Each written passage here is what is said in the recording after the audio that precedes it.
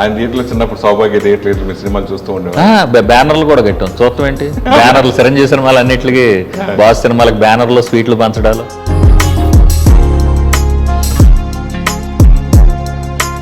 కరెక్ట్గా మీ బట్టల Ramaswamy biopic cinema release టైంకి కరెక్ట్గా కరోనా వచ్చి థియేటర్ మూతపడ్డాయి. అవునండి, చాలా ఇబ్బంది.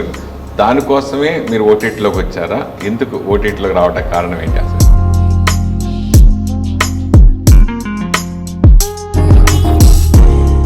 సినిమా ఆ రోజు రిలీజ్ అయిన July 4th రిలీజ్ అయిన అన్ని ఫిల్మ్స్లో మాది బాగుందని టాక్ వచ్చింది, మంచి సినిమా అన్నారు. కానీ థియేటర్కి వెళ్ళగా మేము అనుకున్న రేంజ్ రెవెన్యూ జనరేట్ అవ్వాలి. అదొకటి నాకు డిసప్పాయింట్ అనిపించింది. సినిమా బాగా దానికి జరగాల్సిన అన్ని లాంఛనాలు అంటారు కదా, అద్భుతంగా జరిగినాయి. Trailer launch event, free release event, proper release, మంచిది అన్నీ. కానీ థియేటర్కి వెళ్ళగా జనాలు మేము అనుకున్నంత రేంజ్లో మా హీరోకి మరి ఎందుకు ఓపెనింగ్స్ లేవు నాకు అర్థం కాలేదు. అతను బిగ్ బాస్కి వెళ్ళి వచ్చాడు 2 times, రన్నర్ అప్ అయ్యాడు. ఓకే, చాలా ఐడెంటిఫికేషన్ కూడా పెరిగింది అతనికి, గౌతమ్ కృష్ణ అనే కుర్రోడికి. మరి ఎందుకు అలా జరిగింది అదొక్కటే నాకు కొంచెం మనసులో ఉండిపోయింది.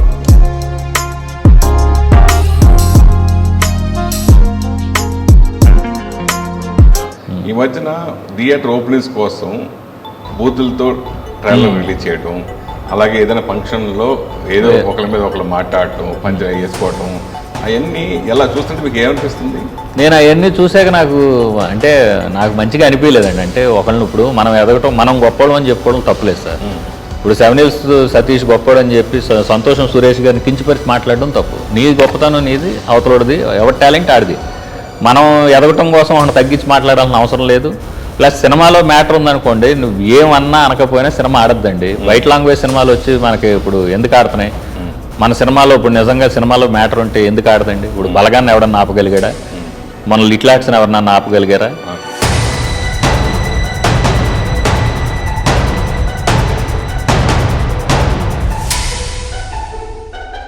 అరే రివ్యూర్స్ది కూడా ఇష్యూ ఉంది. బాగున్నదాన్ని వాళ్ళు వదిలేయాలండి, ఇంకా దాన్ని ఏదో కెలకడం. ఇప్పుడు ఎండ్ ఆఫ్ ది డే రివ్యూర్స్ది ప్రాబ్లం ఉంది, తప్పుగా మాట్లాడకూడదు వాళ్ళు కూడా.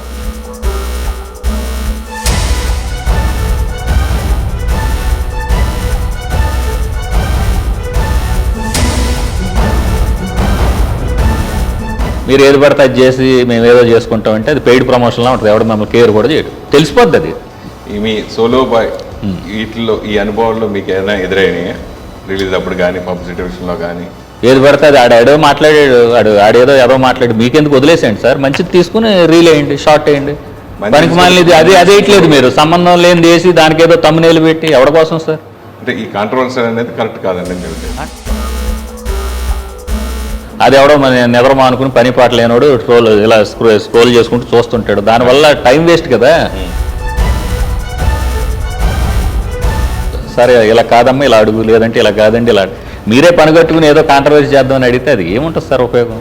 ఆ సినిమాకి సంబంధించింది అడగండి, ఆ కంటెంట్కి సంబంధించింది అడగండి, దానికి సంబంధించి మాట్లాడండి.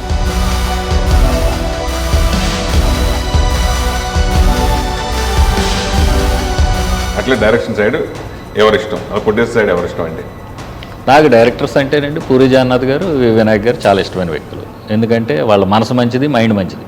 బేసిక్గా అంటే కాంట్రవర్సీ లేని పీపుల్ వాళ్ళిద్దరు నాకు చాలా ఇష్టమైన డైరెక్టర్లు. తర్వాత తేజ గారు, ఎవడైతే నాకేంటి దారిపోయి కుక్కను తెచ్చాను నేను సినిమా చేయగలను అనే ఇదిలో ఉన్న ఆయన.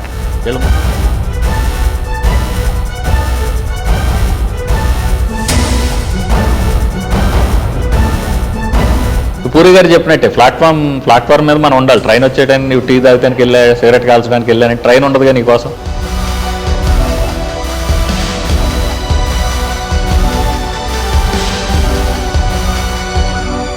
మీ బ్యానర్ ద్వారా మీ ద్వారా ఇంట్రొడ్యూస్ అవ్వాల్సిన నాణ్యతని ఎందుకు మారాల్సి వచ్చింది? పెద్ద ప్రొడక్షన్ హౌస్ కాదు, ఏమవుద్దు ఏంటో అనుకున్నారు. లేదంటే పెద్దగా కొంచెం సేఫ్ సైడ్ వెళ్దామని సితారాకి ఇచ్చారు వాళ్ళు.